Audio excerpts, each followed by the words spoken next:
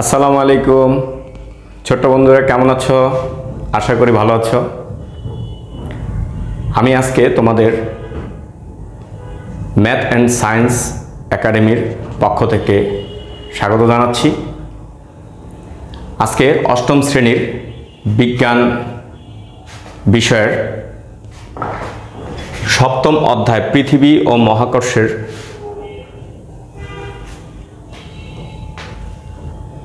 অধ্যায় নিয়ে আলোচনা করব। তো আজকের আলোচনায় থাকছে অভিকর্ষ ও অভিকর্ষ ত্বরণ নিয়ে।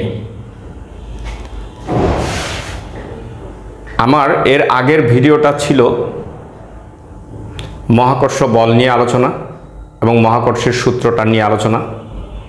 যারা ওই ভিডিওটা দেখো নাই তারা দয়া করে প্লেলিস্ট থেকে খুঁজে বের করে ওই ভিডিওটা দেখে নিও, তাইলে মজা পাবে। কারণ মহাকর্ষের সাথে অভিকর্ষের পুরোপুরি মিল আছে। এখন কথা হচ্ছে মহাকর্ষটা একটু আলোচনা করি, নাহলে অভিকর্ষ বোঝা যাবে না। মহাকর্ষ তো তোমরা অলরেডি জেনেছো যে প্রত্যেকটা এই মহাবিশ্বের মধ্যে প্রত্যেকটা বস্তুকণার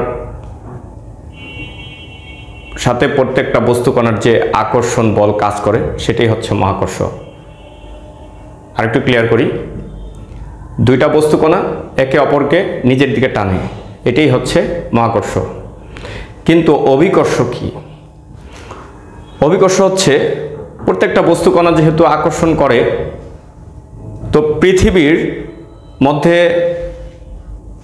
বসবাসকারী বা অবস্থিত যে সকল বস্তু রয়েছে পৃথিবী তাদেরকে তার নিজের দিকে টানছে। আর এই যে পৃথিবী তার নিজের দিকে টানছে, এটাই হচ্ছে অভিকর্ষ। ক্লিয়ার? তাইলে কোনো বস্তুর উপর পৃথিবীর আকর্ষণ বলই হচ্ছে অভিকর্ষ। বুঝতে পারছো? এইটাও একটা মহাকর্ষই, কারণ প্রত্যেকটা বস্তুকে আকর্ষণ করবে, এটাই মহাকর্ষ। কিন্তু পৃথিবী মধ্যে অবস্থিত যে বস্তু কণা আমরা যারা আছি এদেরকে আকর্ষণ করছে। যেমন আমি বলেছিলাম গত ভিডিওতে নিউটনের একটা গল্প বা কাহিনী, আপেল পড়ে যাওয়ার কাহিনী। পৃথিবীতে পড়লো, কেন পড়লো? পৃথিবী ওকে আকর্ষণ করছে। এখন কথা হচ্ছে এই বল আবার উপরে ছুঁড়ে মারো, সেটা আবার পৃথিবীতে পড়বে। ওকে, তাইলে পৃথিবীতে না পড়ে ওই পৃথিবীটা আপেলের দিকে গেল না কেন? কারণ দুইটা বস্তুকণাই তো দুইটা বস্তুকণাকে আকর্ষণ করে। এটা তো একটা মানে থিঙ্কিং আসতে পারে। থিঙ্কিংটা হচ্ছে এই যে পৃথিবীর যেহেতু বৃহত্তর, এর হচ্ছে ভরটা বেশি, তো ভরটা বেশি হলে আলটিমেটলি ওর আকর্ষণ বলটাও বেশি হবে। একটা বড় চুম্বক আর একটা ছোট চুম্বক, কার আকর্ষণ বল বেশি হবে? এই বড় চুম্বকের। ঠিক ওইরকমই এই জন্য আপেলটা টুক করে নিচে পড়ছে। আমরা এখানেই থাকছি, লাফ দিলে আমরাও নিচেই পড়ে যাচ্ছি, পৃথিবীতেই থাকছি। তো এই যে এটা কিসের জন্য? এটা হচ্ছে অভিকর্ষ বা মধ্যাকর্ষণ বলের জন্য। ক্লিয়ার? তাহলে আর একটু ভালোভাবেই করি। কোনো বস্তুর উপর পৃথিবীর আকর্ষণই অভিকর্ষ বা মধ্যাকর্ষ। ক্লিয়ার? অভিকর্ষ বা মধ্যাকর্ষণ। ক্লিয়ার? ওকে, এখন কথা হচ্ছে এই যে আকর্ষণ বলের কারণে বস্তু পড়ে যাচ্ছে, এই পড়ে যাওয়াটা হচ্ছে একই বেগে বা একই গতিতে যায় না, একই বেগে পড়ে না। বেগটা প্রতি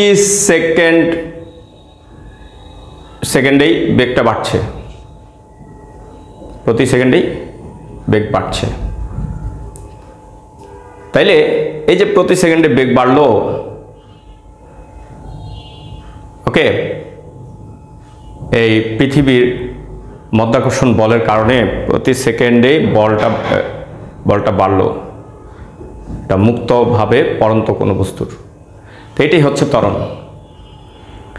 আর এই ত্বরণটা যখন দেখা যাক, অভিকর্ষ ত্বরণ হচ্ছে অভিকর্ষ বলের প্রভাবে ভূপৃষ্ঠে মুক্তভাবে পড়ন্ত কোনো বস্তুর বেগ বৃদ্ধির হারকে অভিকর্ষ ত্বরণ বলে।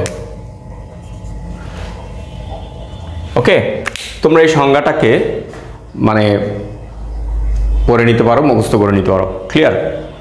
আচ্ছা, এখন হচ্ছে এই অভিকর্ষ ত্বরণ, এটাকে ছোট হাতের জি দ্বারা প্রকাশ করা হয়, আর এর একক হচ্ছে metre per second square. Clear? Okay, এই ত্বরণের যেই একক, সেই এককই হচ্ছে এটা। তাহলে আমরা দেখি অভিকর্ষ ত্বরণ যে এটা আমরা কিভাবে বের করব সেটা একটু আলোচনা করব এখন। তো মহাকর্ষ সূত্র অনুসারে আমরা অভিকর্ষ বল আলোচনা করলে আমরা দেখি যে এই ধরো পৃথিবী, ওকে, পৃথিবীর কেন্দ্র থেকে এই পৃথিবীর পৃষ্ঠে মানে এই একটা বস্তু বা একটা মানুষকে টানছে কেন্দ্রে। তো এই মানুষ থেকে এই পৃথিবীর কেন্দ্রের যে দূরত্ব, এটাকে আমরা স্মল লেটারের ডি ধরি, স্মল লেটার ডি। ওকে, তাহলে এটা একটা বস্তু, মানে পৃথিবী হলো বড় আর এখানে যে মানুষটা এটা ছোট। তো এই দুইটা বস্তুর ভর এর গুণফল। আমরা মহাকর্ষের সূত্রটা একটু স্মৃতিচারণ করি যে দুইটা বস্তুর মানে মহাকর্ষ বল হচ্ছে দুইটা বস্তুর ভরের গুণফলের সমানুপাতিক, আর হচ্ছে বস্তু দুইটার কি দূরত্বের বর্গের ব্যস্তানুপাতিক। ক্লিয়ার? আর বল হচ্ছে ঠিক বস্তুটার মাঝামাঝি বলটা ক্রিয়া করবে।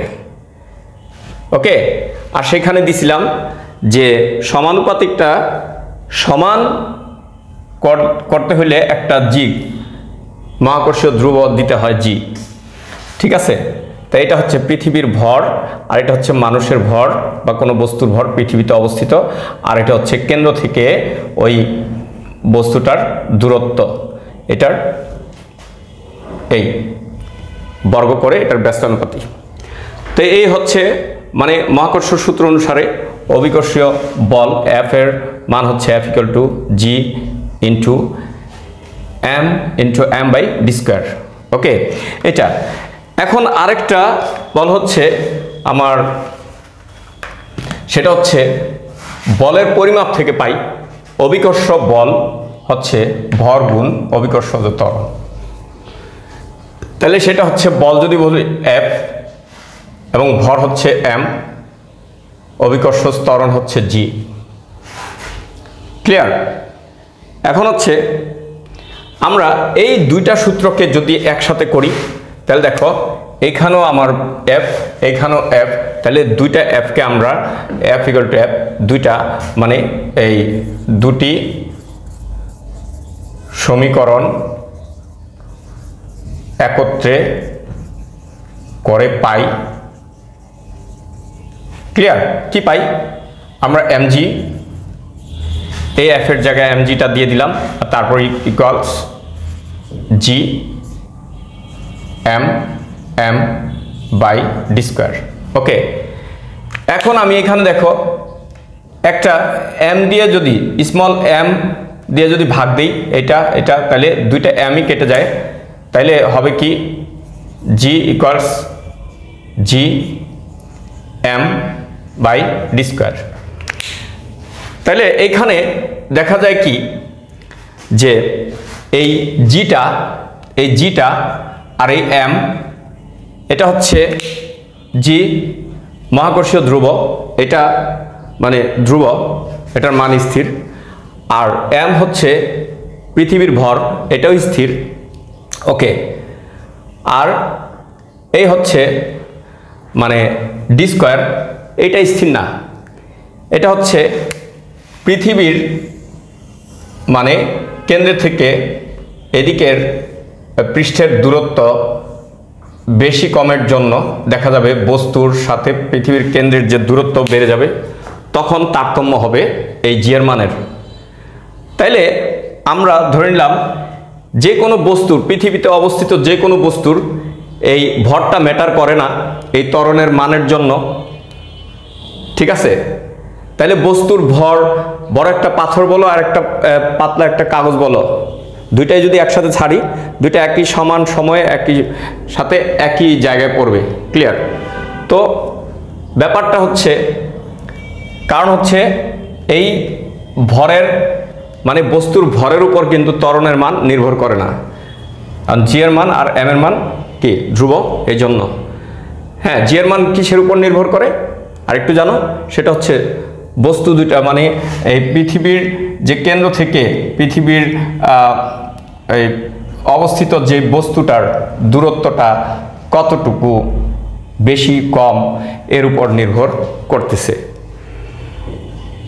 ওকে, তো এটা একটু তোমরা একটু বইটা একটু ভালো করে পড়ো, দেখবা এটা আর একটু সুন্দরভাবে বুঝতেছো। ওকে, তোমাদের যতটুকু দরকার ততটুকু আমি আজকে এই ভিডিওতে বললাম, এবং পরবর্তীতে বিভিন্ন এটার ম্যাথ রয়েছে, এই ম্যাথগুলি করলে তখন তোমাদের ধারণাটা আরও সুন্দর ক্লিয়ার হবে। ধন্যবাদ।